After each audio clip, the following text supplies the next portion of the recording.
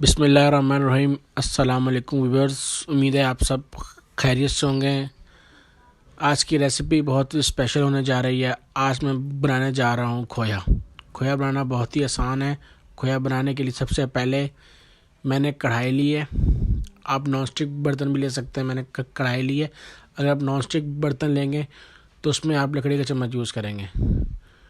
कढ़ाई में मैंने 1.5 लीटर दूध डाल दिया है। दूध आपने ताज़ा लेना है, डब्बे वाला या खुश्क दूध नहीं लेना, क्योंकि ताज़ा दूध, खुला दूध फुल ऑफ फैट्स होता है।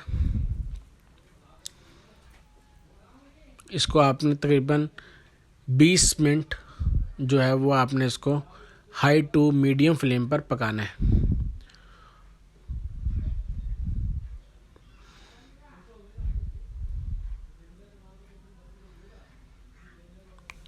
ये देखें।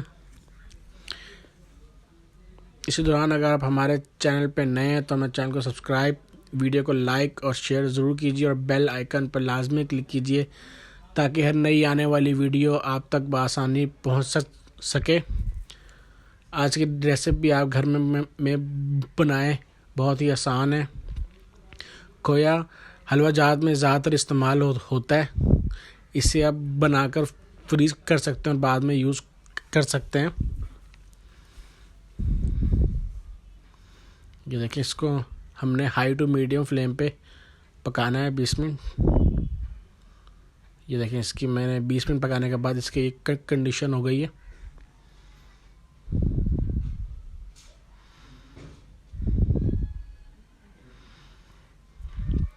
चम्मच को आपने मुसलसल हिलाना है।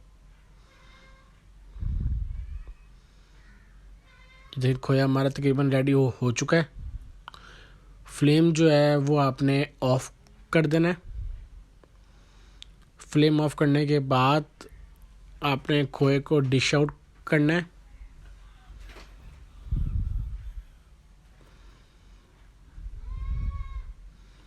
अब मैं इसको डिश आउट करने लगा हूँ। ये देखिए, ये एक मैंने प्याली में डाल लिया है और इसको मैं फ्रिज में रख दूँगा ताकि ये ठंडा हो जाए और ज़्यादा थिक हो जाए। आप इसे घर में बनाएं और मुझे कमेंट सेक्शन में ज़रूर बताइए कैसा बना है।